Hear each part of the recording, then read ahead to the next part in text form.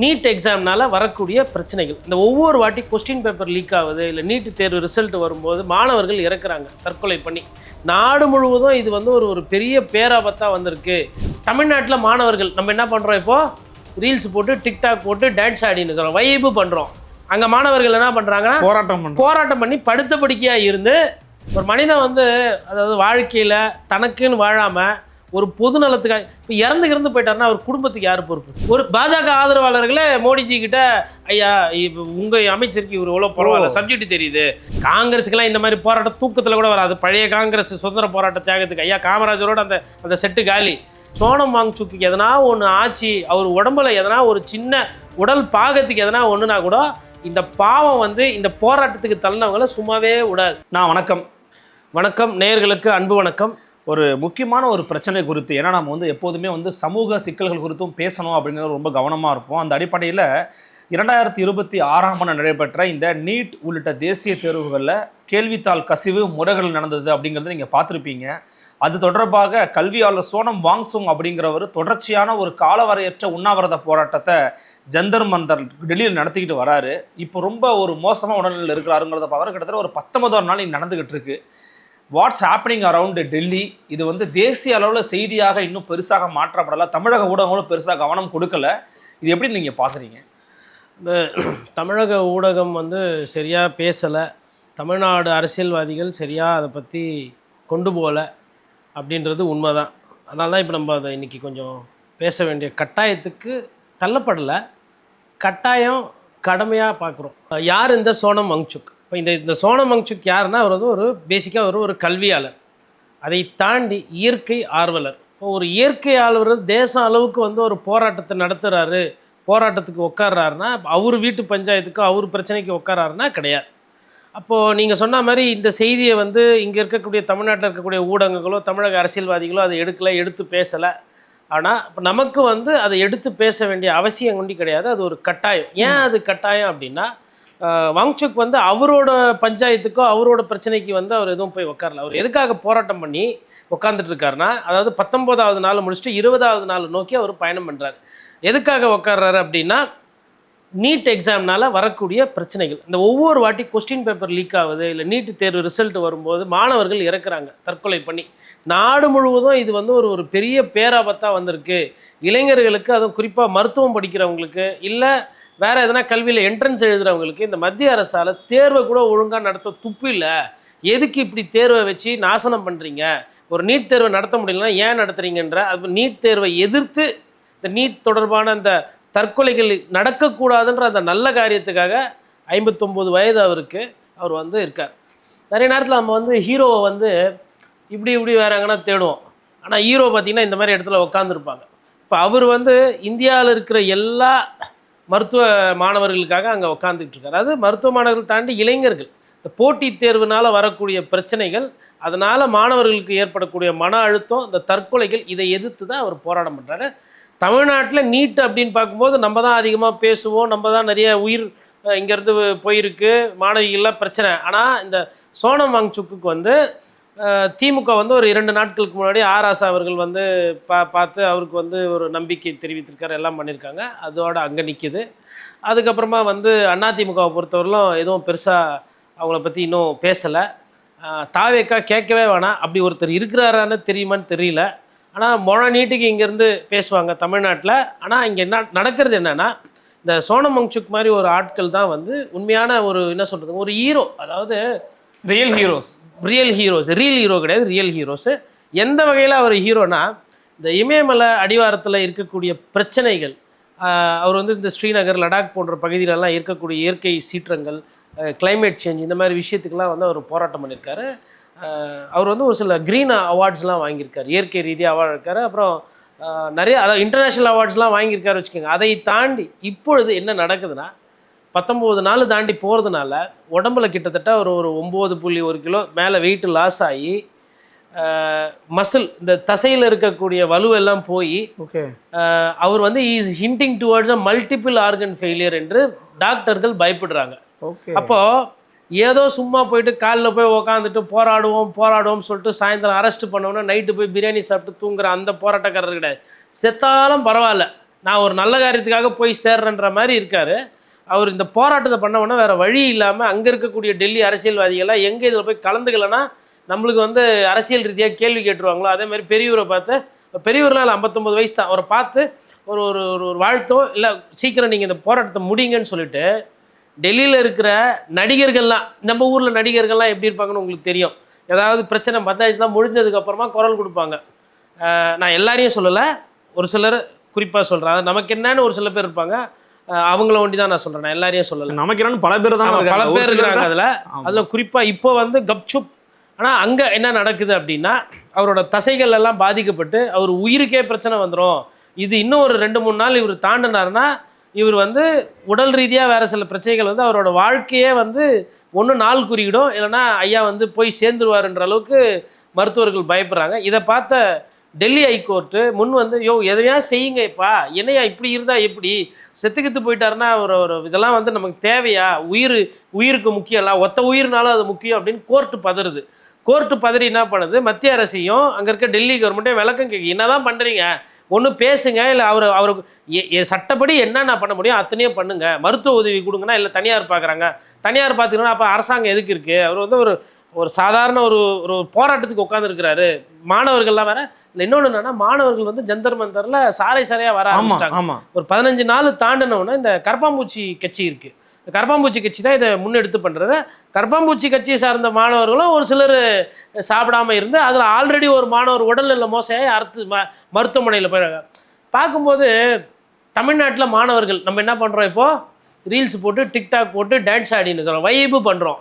அங்கே மாணவர்கள் என்ன பண்ணுறாங்கன்னா போராட்டம் பண்ணி படுத்த படுக்கையாக இருந்து, அதாவது அவங்களுக்காக போராடல மாணவர்கள், அவங்களுக்கெல்லாம் வயசாகிடும், இன்னொரு 4-5 வருஷத்தில் எல்லாம் 25-28 ஆகிடும், அடுத்த தலைமுறைக்கு இந்த நீட் தேர்வு பாதிப்பு இருக்கக்கூடாதுன்னு போராடுறாங்க.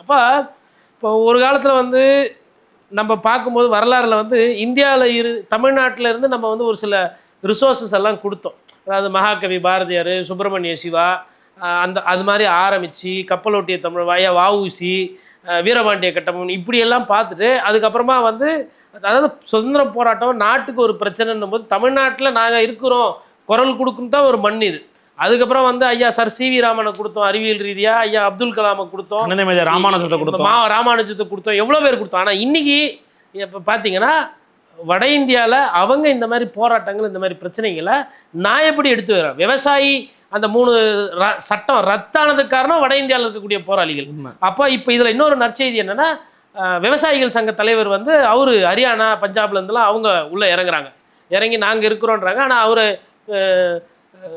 சோனம் வந்து என்ன சொல்லிட்டாருன்னா, இல்லைங்க என்னை வற்புறுத்தாதீங்க, இல்லைங்க ஐயா உங்கள் உடல் முக்கியம், எதனா ஆகி போச்சுன்னா என்னென்னு, இல்லைண்ணா. அப்புறம் அரவிந்த் கெஜ்ரிவால் போய் கேட்குறாரு, என்ன நல்லா இருக்கீங்களா, எப்படி இருக்கீங்கன்னா, எனக்கு என்ன மொத்த உயிருன்ற மாதிரி அந்த ரேஞ்சில் அவர் பேசுகிறாரு. சரி உடம்பை பார்த்துக்கங்க, ஆம் ஆத்மி கட்சி உங்கள் கூட இருக்குன்னு அவர் ஒரு நம்பிக்கை தெரிவிச்சுட்டு வராரு. இதுக்கு நான் இதெல்லாம் பார்க்கும்போது உண்மையிலே பார்க்கும்போது மெய் சிலிர்க்கிறது அவர்களோட அந்த தியாகம். இப்போ யார் இந்த சோனம் வாங்சுக், வெறும் கல்வியாளரா, அவர் அதுக்கெல்லாம் மேலே. அவர் எப்படின்னா, புரியுற மாதிரி சொல்லணும்னா, ஐஸ் தூப்பான்ற ஒரு கான்செப்டை கொண்டு வந்தார் லடாக்கில். எப்படின்னா, பனிக்கு, அதாவது உங்களுக்கு வந்து பனி அதிகமாக பெய்யும்போது ஐஸ் கட்டி வந்து தரை ஃபுல்லாக இருக்கும். அது வந்து சம்மர் காலத்தில் என்ன ஆகுதுன்னா, வேகமாக கரைஞ்சி தண்ணியாக போயிட்டு அது வந்து தேக்க வைக்கவோ இல்லை காட்டாரா போகுது. அதை நீங்கள் அந்த பனியெல்லாம் என்ன பண்ணி ஒரு ஐஸாக அதை சேர்த்து அது ஒரு கூம்பு வடிவில் நீங்கள் இந்த மாதிரி வச்சுட்டு, அந்த கூம்பு வந்து சன்லைட்டுக்கு அப்படி படாமல், இல்லை ஷேடோ எங்கே இருக்கோ, அதாவது நிழல் இருக்கிற இடத்துல அந்த கூம்பு இருக்குமே, ஆனால் அந்த ஐஸ் வந்து கரையாது.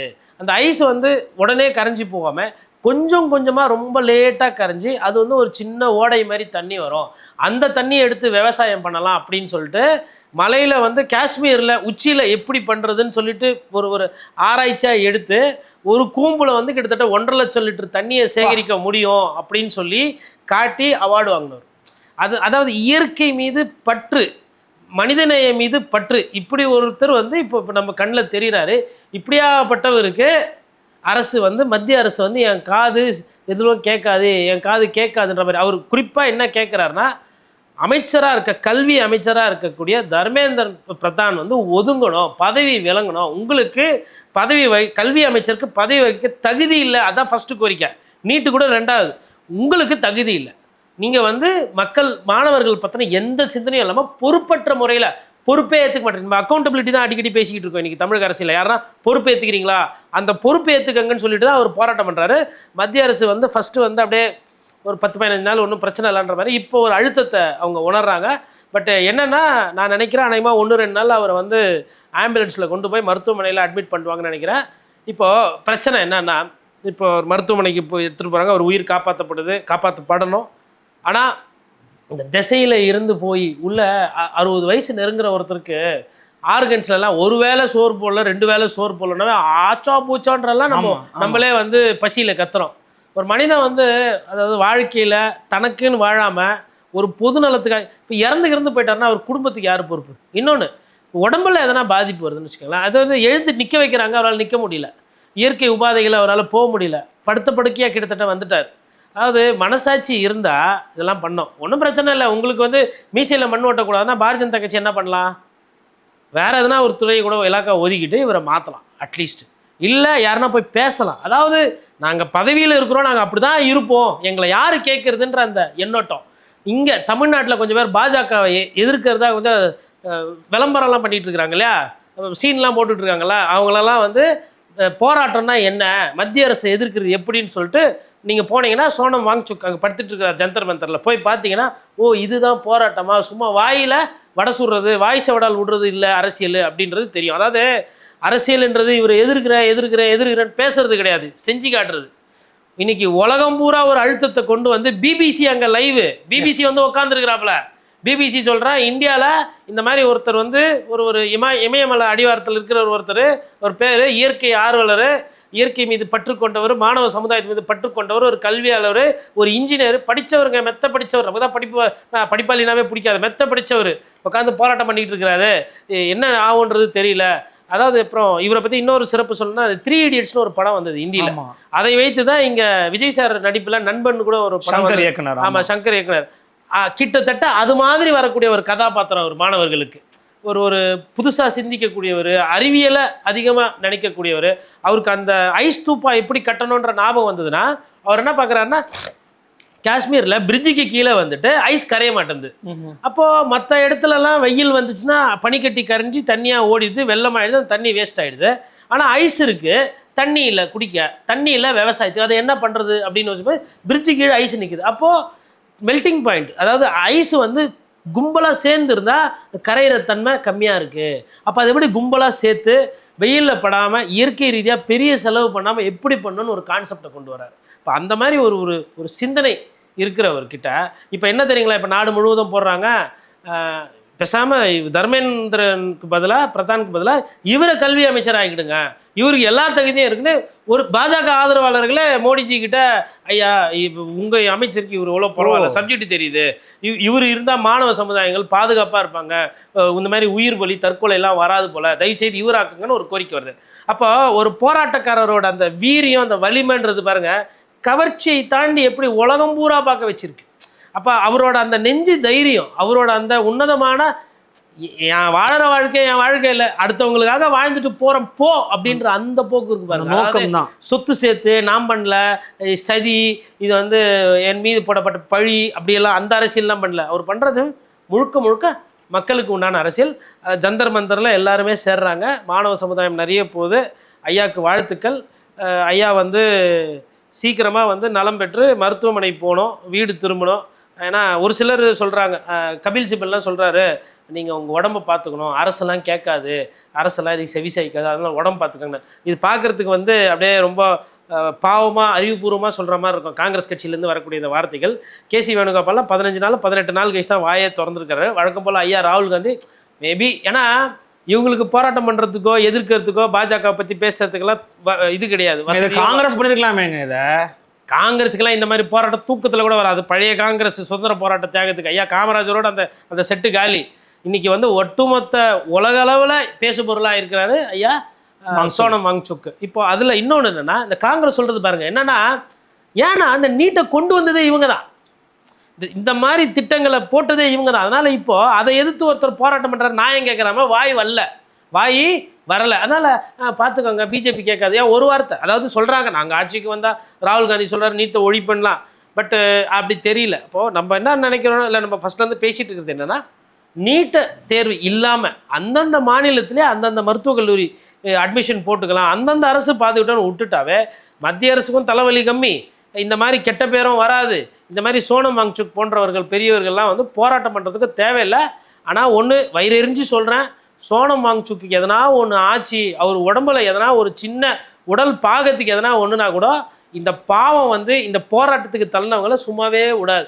இதெல்லாம் வந்து அரசியல், நல்ல அரசியல், அந்த மனித வாக்கு அரசியல் இல்லை, ஓட்டு அரசியல் எல்லாம் பண்ணிக்கிட்டு இருக்காரு. நீங்கள் வந்து அரசியலை பாழாக்குறதும் இல்லாமல் கொஞ்சம் கூட குற்ற பின்னணியே இல்லாமல் சுற்றிட்டு திரியிறீங்க. ஒரு உயிர் போச்சுன்னா ஒரு அரசியல்வாதியாக மனசு வந்து பதறணும். இன்னமும் பதறாமல் நான் தேர்வை நடத்துவேன், 2 கோடி 2.5 கோடி இன்ஜினியரிங் இது மெடிக்கல் சீட்டு போச்சுன்னா ஏன் கொஸ்டின் பேப்பர் திருட்டு போகாது நான் கேட்குறேன். அதுக்கு மதிப்பு கூட்டுறீங்க, நீங்கள் மதிப்பு கூட்டுறீங்க. இப்போ எராயினு, தங்கம், டைமண்டு இதெல்லாம் ஏன் திருடு போகுது?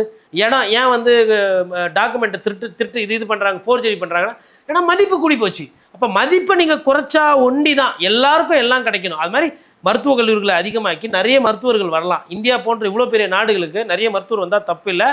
மருத்துவர்களை நம்ம வெளிநாட்டுக்கு ஏற்றுமதி கூட பண்ணலாம். அங்கே நிறைய பேர் போய் அங்கே போய் வேலை செஞ்சு சம்பாரித்து இந்தியாவுக்கு திருப்பி வருமானம் வரலாம், இல்லை அவங்க அங்கே கூட செட்டில் ஆகலாம். ஏதோ ஒன்று எப்படி கூட்டி கழித்து பார்த்தாலும் மருத்துவ தலைநகரமாக இந்தியா உலகத்துக்கு வருவதற்கு உண்டான வாய்ப்பு இருக்குது. தமிழ்நாடு அதில் முன்னோடியாக இருக்குது.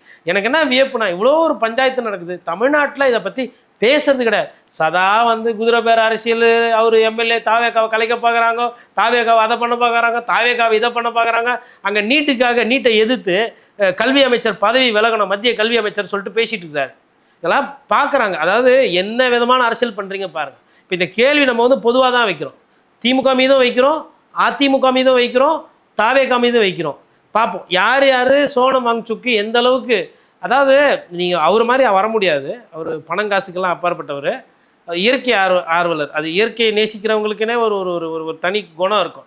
அட்லீஸ்ட்டு தமிழ்நாட்டில் இருந்துக்கிட்டு இப்போ இவங்கெல்லாம் இந்த குதிரை பேர் அரசியல் இங்கே நடக்கலை, இந்த ரீல்ஸு வைபெலாம் இல்லைனா இந்த மாதிரி செய்தி தமிழ்நாட்டுக்குள்ளே வந்திருக்கும். 18 நாள் 19 நாள் ஆகியும் தமிழ்நாட்டு ஊடகங்களோ தமிழ்நாட்டு மக்களிடையே இதை பற்றின பெரிய விழிப்புணர்வு இல்லாமல் போகிறதுக்கு இந்த மாதிரி மட்டமான அரசியலே, மக்கள் சார்ந்த அரசியல். அவர் பண்ணுறது மக்கள் சார்ந்த அரசியல். அவர் சனாதன அரசியல், கொள்கை அரசியல், சமூக நீதி, புடலங்காய் வெங்காயம் எல்லாம் பேசலை. மாணவர்கள் ஒரு மாணவர் கூட இறக்கக்கூடாது. அப்படி இறந்தாங்கன்னா நீ தான் பொறுப்பு, நீ ராஜினாமா பண்ணிட்டு போயிடு, நீ இருக்கவே கூடாது, ஆட்சியை கலைக்கணும்னு கேட்கல அவர். இந்த அமைச்சர் தகுதி இல்லைங்க, கல்வியாளராக இவர் தொடர்றதுக்கு இவருக்கு தகுதி இல்லைன்ற ஒரு ஒரு ஒரு தனிப்பட்ட ஒரு விஷயம் மாதிரி தெரிஞ்சாலும் அதுக்கு பின்னாடி நியாய தர்மம் இருக்குது. நீங்கள் வந்து அவர் அமைச்சராக அந்த துறைக்கு இருக்கக்கூடாதுன்றது அவரோட கோரிக்கை. பார்ப்போம் எப்படி. இல்லை பிஜேபி வந்து நடவடிக்கை எடுக்கணும் அப்படின்னு சொன்னால் பரவாயில்ல, எதுக்காக பதவி விலகணும்னு சொல்லி கேட்குறாங்க அப்படிங்கிற விஷயத்த வந்து முன்வைக்கிறாங்கல்ல, அதில் நீங்கள் எப்படி பார்க்க? நடவடிக்கை எடுக்கட்டுங்க, நாங்கள் வந்து ஆக்ஷன் எடுத்துருக்கோம், நேஷனல் டெஸ்டிங் கவுன்சிலை வச்சு நாங்கள் வந்து ஆக்ஷன் எடுத்துருக்கோம், ரீ எக்ஸாம் நடத்தியிருக்கிறோம், அதெல்லாம் பண்ணியிருக்கிறோம் அப்படிங்கிறாங்கல்ல. இப்போது இராணுவத்தில் ஒரு 20 பேர் சிப்பாய்கள் போய் இறந்துடுறாங்க. அது எவ்வளோ பெரிய செய்தி. அதை எப்படி பார்க்கும் மற்ற உலகம், அதை எப்படி மற்ற நாடுகள் பார்க்கும்? அது மாதிரி கிட்டத்தட்ட 20க்கு மேலே மாணவர்கள் வந்து இறந்துருக்குறாங்க. அப்போ 20 உயிர் போயிருக்கு. இது இவ்வளோ பெரிய ஒரு பஞ்சாயத்து. படித்து முன்னேற வேண்டிய இல்லை மருத்துவர்களாக வர வேண்டிய இது நீட்டு ஒண்டி கிடையாது. இது மாதிரி நிறைய விஷயங்கள் அவர் பேசுகிறார். இந்த மாதிரி இந்த போட்டித் தேர்வுகளால் வரக்கூடிய இந்த கொஷின் பேப்பர் லீக் ஆகி அதனால் பண்ணக்கூடிய அந்த பொறுக்கித்தனமான வியாபாரத்தை பற்றி அவர் எக்ஸ்போஸ் பண்ணிட்டு இருக்காரு. இது விளம்பரம் கிடையாதுங்க. இது வந்து பொருளாதாரத்துக்காக நடக்கப்படுற ஒரு மோசமான விஷயன்ற மாதிரி அவரை சார்ந்தவங்களை அப்படி தான் அங்கே பேசிக்கிட்டு இருக்காங்க, அவங்க பேட்டி கொடுத்துக்கிட்டு இருக்காங்க. அதில் இன்னொன்று வேடிக்கை என்னன்னா, கரப்பாம்பூச்சி வேஷம் போட்டு நிறைய பேர் நான் தீவிரவாதி இல்லை, நான் கரப்பாம்பூச்சி ஜனதா கட்சி நாங்கன்னு சொல்லிட்டு பண்ணிட்டு இருக்காங்க. துருவராத்தி போன்ற இளைஞர்கள்லாம் வந்து யூடியூப்ல அதை பற்றி நிறைய பேசுகிறாங்க. வடையினாலும் நிறைய பேசுகிறாங்க. அதாவது எனக்கு என்னன்னாங்க, கொஞ்சம் பொறாமையாக இருக்குது. தமிழ்நாட்டில் இருந்துட்டு அவங்க பண்ணக்கூடிய அந்த டெல்லிக்காரங்க பண்ணக்கூடிய அரசியலை பார்க்கும்போது, வேளாண் திருத்த சட்டம் அவங்க தான் போராட்டம் பண்ணி கிட்ட நின்று அதை முடிச்சு கொடுத்து வெற்றி பெற்றாங்க. இப்போ இந்த இதே எடுத்துருக்குறாங்க. இது எங்கே போகும்னு தெரியல, ஆனால் அவங்க வெற்றி பெறுவாங்கன்ற மாதிரி எனக்கு ஏதோ எங்கேயோ ஒரு மூலையில் தோணுது. ஆனால் தமிழ்நாட்டில் நம்ம வந்து அதாவது ஜல்லிக்கட்டுக்கு நம்ம மாணவர்கள் போனாங்க, போராட்டம் பண்ணாங்க, வெற்றி பெற்றாங்க, ரைட்டு. அதை தாண்டி சமீப காலமாக வட இந்தியாவில் வந்து அந்த அரசியல் புரிதல், அரசியலில் அவங்களோட அந்த பார்ட்டிசிபேஷன் பார்த்திங்கன்னா அதிகமாக இருக்குது. அவங்களோட அந்த ஜேஎன்யூ யூனிவர்சிட்டி ஆகட்டும், அங்கே இருக்கக்கூடிய கல்லூரிகள், அங்கே இருக்கக்கூடிய மாணவர்கள், அவங்களோட அந்த அரசியல் தன்மை, அந்த ஒரு போராட்டம்னா அந்த ரோட்டில் உட்காந்துட்டு சாலை மறியல் பண்ணுறது, காந்திய வழியில் அறப்போர் வழியில் யாருக்கும் பாதிப்பு இல்லாமல் போய் உக்காடுறாங்க. அந்த மாதிரி ஆன்லைனில் அவங்களாம் வந்து இந்த மாதிரி கண்டதை ஃபார்வர்ட் பண்ணுறதில்ல. இவர் அத்தை பண்ணார், இவர் இத்தை பண்ணார். இப்போ மிகப்பெரிய ஒரு நெருக்கடியை வந்து பாரதிய ஜனதா கட்சிக்கு சிஜேபி காக்ரோச் ஜனதா பார்ட்டி கொடுத்து கொண்டிருக்கிறது. இது தமிழ்நாடு அளவில் மற்றும் இந்திய அளவில் ஒரு மிகப்பெரிய ஒரு பேசப்பொருளாக மாறிக்கிட்டு இருக்கு. ஃபியூச்சர் நீங்கள் வந்து இப்போ நீட்டு குறித்து தொடர்ச்சியாக உங்களோட கருத்தில் பதிவு பண்ணியிருக்கிறீங்க. நீட்டை ரத்து செய்வதற்கு தமிழக அரசு என்னெல்லாம் பண்ண வேண்டிய தேவை இருக்குன்னு நினைக்கிறீங்க?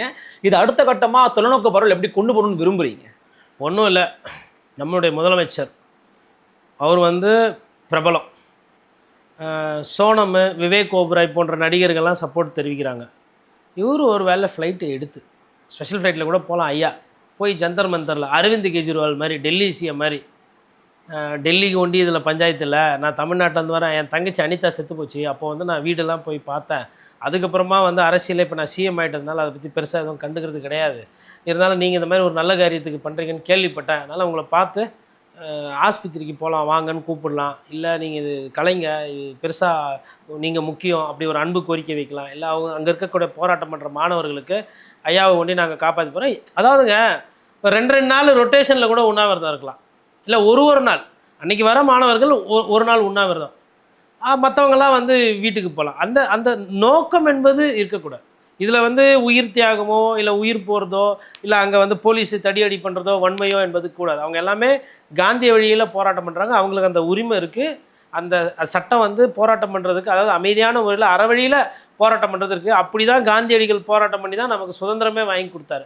அப்படி இருக்கும்போது இதை வந்து அடுத்த கட்டத்துக்கு நகர்த்து போனோம்னா மேபி விஜய் சார் புறப்பட்டு போய் கூட அவருக்கு தேசிய செய்தியாக மாறும். அதாவது எங்கள் அண்ணன் தமிழ்நாட்டில் ஃபேமஸ்ஸு, கேரளாவில் ஃபேமஸ்ஸு, கர்நாடகாவில் ஃபேமஸ்ஸு, ஆந்திராவில் ஃபேமஸ்ஸு, இப்போ டெல்லியில் ஃபேமஸ் ஆகிறதுக்கு ஒரு வாய்ப்பு வந்திருக்கு.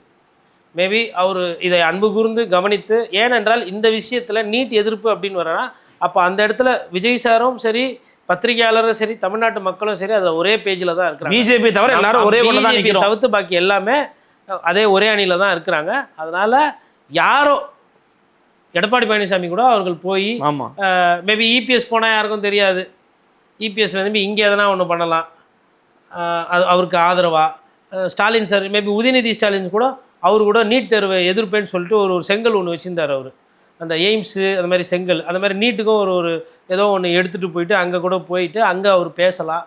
நான் என்ன சொல்கிறேன்னா, தமிழ்நாட்டினுடைய நலனுக்காகவும் சேர்த்து அங்கே ஒரு பெரிய மனிதர் போராட்டி கொண்டிருக்கிறார். அவருக்கு தேவை நம்மளோட அன்பு, அவருக்கு தேவை நம்மளோட பாசம், இயற்கை கிட்ட நம்ம வேண்டிக்குவோம். அவருக்கு உடம்புல எதுவும் உபாதை, எங்கள் 19 நாள் ஒரு மனுஷன் வந்து சோறு தண்ணி இல்லாமல் அங்கே வந்து 40 டிகிரி வெயில், அதாவது 47 டிகிரி 40 to 44 டிகிரி போதும் ரியல் டெம்பரேச்சர் என்னமோ 37, அந்த அனலில் வந்துட்டு அந்த சூட்டில் வந்து எந்த வித வசதியும் இல்லாமல், அவரோட வயசு படம்லாம் இப்போ நீங்கள் கூகுளில் விக்கிபீடியாவில் சினிமா ஸ்டாரை விட அழகாக இருப்பாருங்க அவர். காஷ்மீரில் இருக்கிறாருன்னா கேட்க வேணாம், ஆள் அப்படி ஸ்டைலாக இருப்பார். இந்த கிராஸ் ட்ரெஸ் எல்லாம் போட்டுக்கிட்டு அவர்லாம் வந்து நான் என் நண்பர்கள்கிட்ட கேட்டேன், நேற்றுலேருந்து விசாரிச்சுக்கிட்டு இருக்கேன் போது, கிளைமேட் சேஞ்சில் பெரிய ஆள் கூட்டி அவருக்கு வந்து இந்த புவி வெப்பமாகுது, இந்த இயற்கை மீதெல்லாம் பயங்கர காதல்னா அவர் மீது எனக்கு மதிப்பு மரியாதை இன்னும் ஜாஸ்தி ஆகி போச்சு. அதனால் வந்து அன்பார்ந்து நெஞ்சார்ந்த கோரிக்கை, தமிழக அரசியல்வாதிகளே, உங்களுக்குள்ள குதிரை பேரம் ஒட்டக்க பேரம் அதெல்லாம் அப்புறமா எப்போ வேணால் பண்ணிக்கலாம். எம்எல்ஏ எங்கேயும் போக மாட்டார், எம்எல்ஏ எங்கே தான் இருப்பார், காசு குத்தா வரப்போகிறாங்க, இல்லைனா அன்பால் வரப்போகிறாங்க. ஆனால் அங்கே உண்மையான அரசியல்வாதி ஒருத்தர் இருக்கிறார், ஒரிஜினல் அரசியல்வாதி. அதனால் அவருக்கு எதனா பார்த்து இங்கே இருக்கிற தமிழக அரசியல் கட்சிகள், நாம் தமிழர் கட்சி உட்பட நான் சீமான் கூட அவருக்காக வந்து குரல் கொடுக்கணுன்றது இந்த நேரத்தில் நம்ம வந்து ஒரு வேண்டுகோளாக விடுக்கிறோம். ரொம்ப ஒரு முக்கியமான சொல்லி கொடுத்து பேசியிருந்தீங்க, பல விதமான அவரை பற்றிய பல சுவாரஸ்ய தகவல்களோடு சேர்த்து சொல்லியிருந்தீங்க. நீட்டு குறித்தான உங்களோட கருத்துகளையும் பதிவு பண்ணிருந்தீங்க. பொறுத்து வந்து பார்க்கலாண்ணா. ரொம்ப நன்றி.